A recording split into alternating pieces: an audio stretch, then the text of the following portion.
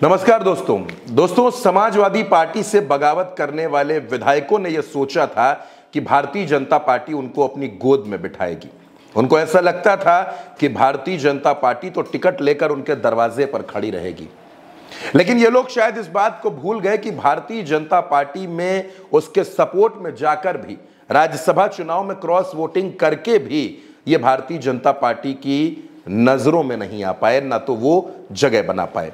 अच्छा, उसकी वजह भी है दोस्तों, वो वजह भी मैं आपको बताऊंगा।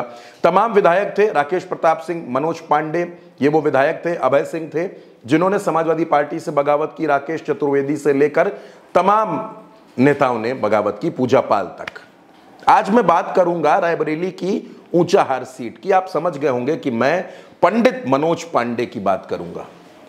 दोस्तों, ये मनोज पांडे वही हैं जिन्होंने राज्यसभा चुनाव में पहले क्रॉस वोटिंग की, उसके बाद गृह मंत्री अमित शाह इनके घर पहुंचे थे, क्योंकि राहुल गांधी को चुनाव हराना था, दिनेश प्रताप सिंह को सांसद बनाना था। दिनेश प्रताप सिंह और मनोज पांडे में सियासी अदावत कैसी है, ये रायबरेली अमेठी के आसपास के लोग और वहां के लोग अच्छी तरीके से जानते हैं। इसके बाद मनोज पांडे अमित शाह के मंच पर गए, बाकायदा इन्होंने आंसू भी बहाए और समाजवादी पार्टी को खूब भरा बुरा इन्होंने खूब कहा, जितना ये कह सकते थे। नतीजा क्या हुआ? मनोज पांडे ने खूब जोर लगाया क्या, लेकिन इनकी इतनी मेहनत के बावजूद राहुल गांधी चुनाव जीत गए, दिनेश प्रताप सिंह चुनाव हार गए। 4 लाख से ज्यादा वोटों से दिनेश प्रताप सिंह चुनाव हारे। राकेश प्रताप सिंह क्या कर पाए? अमेठी में जिता ले गए क्या स्मृति ईरानी को? नहीं, किशोरी लाल शर्मा से वो चुनाव हार गई। बहुत से नेता हैं, अभय सिंह को उठाकर देख लीजिए, अभय सिंह ने पूरी ताकत लगाई थी अयोध्या फैजाबाद में, अवधेश प्रसाद सपा से वहां चुनाव जीत गए, बीजेपी के लल्लू सिंह चुनाव हार गए। अंबेडकर नगर में क्या हुआ यह भी हमने देखा। लेकिन अब मनोज पांडे एक बड़ी मुश्किल में फंस गए हैं दोस्तों।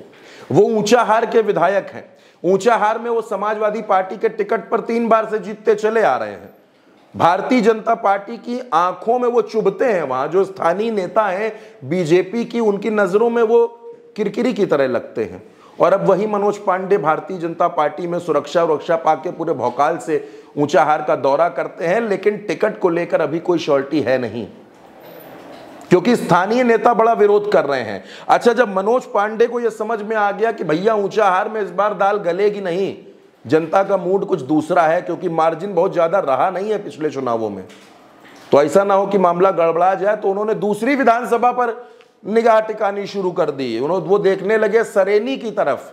रायबरेली में एक सीट है सरेनी, अब उनको लगता है कि सरेनी में कुछ तिकड़म भिड़ा लिया जाए, क्योंकि ऊंचाहार में तो विरोध हो रहा है। सरेनी में कार्यक्रम में पहुंच गए, वहां भी विरोध हो गया। वहां भी भारतीय जनता पार्टी के नेताओं ने, जो स्थानीय कार्यकर्ता थे, उन्होंने विरोध शुरू कर दिया। अब हुआ दोस्तों यह है कि मनोज पांडे ने दुश्मनी ले ली अखिलेश यादव से, जिन्होंने 3 बार उनको विधायक बनाया। उन अखिलेश यादव से दुश्मनी ले ली तो समाजवादी पार्टी में तो दाल गलनी नहीं है, क्योंकि अखिलेश यादव ने भी बड़े तेवर दिखाए थे जब वो 2024 के चुनाव में गए थे राहुल गांधी के लिए। बड़ी बात अखिलेश यादव ने मनोज पांडे पर बोल दी थी बिना नाम लिए। तो सपा में तो इनका कुछ होना नहीं है मनोज पांडे का। दूसरा, भारतीय जनता पार्टी भी इनको आश्वासन नहीं दे पा रही है, टिकट तो छोड़िए, ये भी नहीं कह पा रही है कि पांडे जी तैयारी करिए, जब टिकट की बात आएगी तो देखा जाएगा। ये भी नहीं हो पा रहा है। ऐसे में पांडे जी की सियासत अब थोड़ी सी अधर में लटक गई है, ना इधर के बच्चे हैं ना उधर के बच्चे हैं।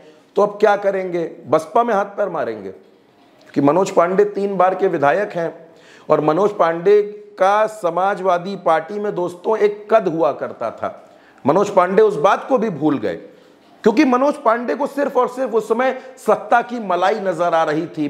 तड़प रहे थे सत्ता के लिए, बहुत दिनों से सत्ता में थे नहीं, 12 से 17 तक सरकार में सत्ता वाला समय काटा था, भौकाल काटा था, तो इनको लग रहा था कि सत्ता वाला मजा चाहिए हमको। और इधर दोस्तों 6 साल बीत गए थे, सत्ता मिली नहीं थी, तो ये सुरक्षा और सत्ता और भौकाल के चक्कर में बीजेपी के पास चले गए। और भी जो कुछ मिला हो उस बारे में तो हम लोगों को नहीं पता, खैर अखिलेश यादव ने उसका भी जिक्र किया था, बहुत खुलकर किया था।